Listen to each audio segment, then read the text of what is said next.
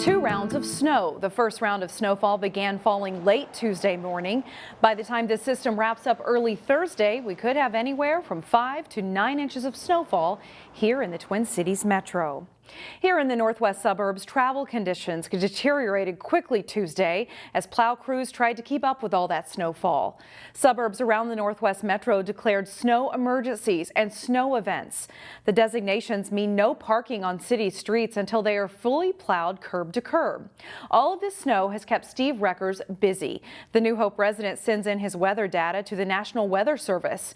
According to Reckers, 32 inches of snow has fallen this winter season through December, which he says is well above normal. Even though this latest snowfall will not be convenient for drivers, there's a bright spot. We've had 3 very dry years. I probably nearly between 25 and 30 inches below normal precipitation for the last 3 years. So the fact that we've gotten above normal precipitation in November and December, and now it appears that January will be too, that's going to help us kind of get out of this drought, hopefully a bit. But yeah, so this snow is welcome.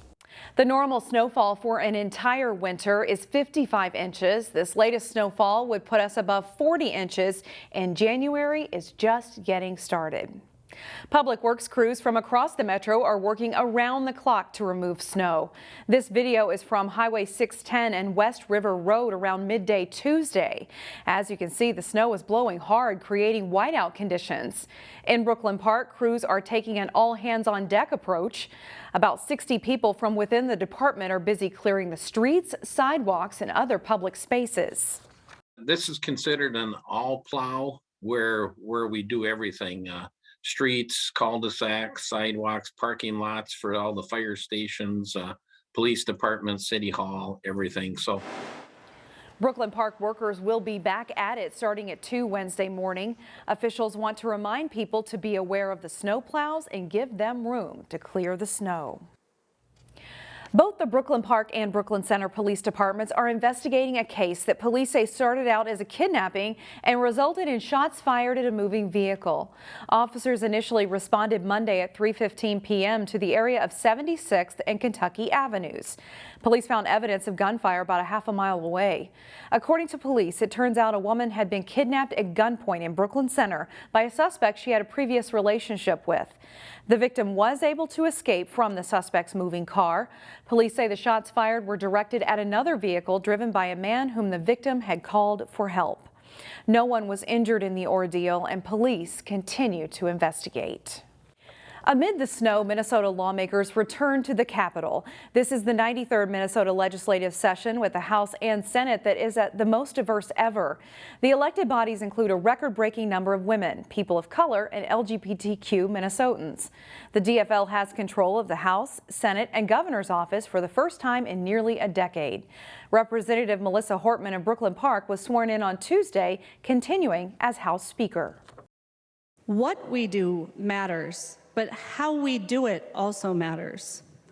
People will remember the laws we enact, but they will also remember how we treat each other in this space.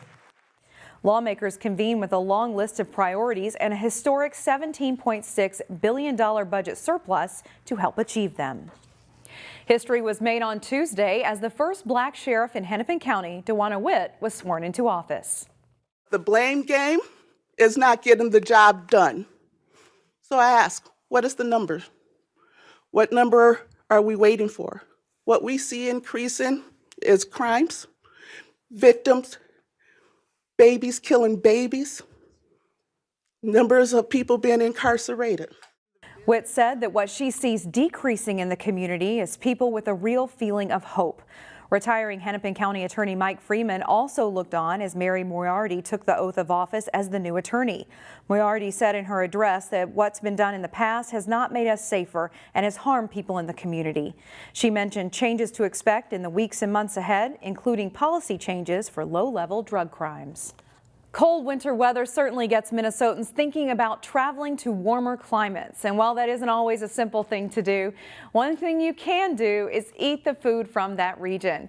In this week's edition of Takeout Tuesday, Delane Cleveland takes us to a restaurant in Brooklyn Park that will have you thinking about the islands of the Caribbean.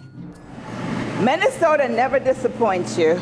Roughly 2,000 miles separate Minnesota from the Caribbean nation of Jamaica. But the good news is that if you want to try the food from that area, This is the jerk wings, the Jamaican jerk wings. you don't have to travel far. Seeing my dream come alive, it's I can't explain. I just have to thank God. Nadia Wotrang-Brown is the owner of Nadia's Jamaican Kitchen, which opened in Brooklyn Park on December 29th.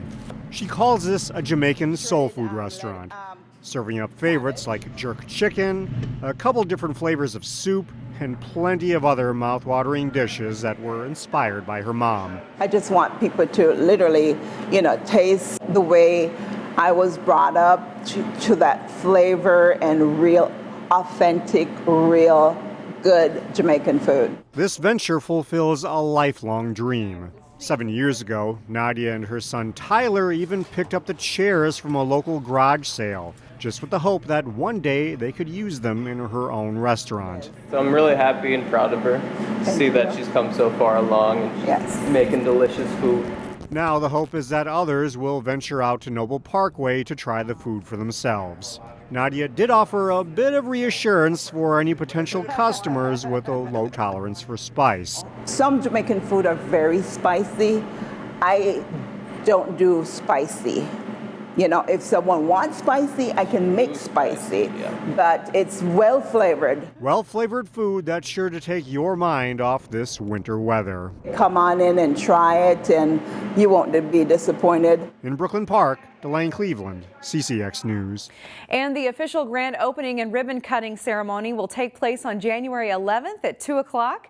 The restaurant plans to offer discounts on food and have prize giveaways on that day.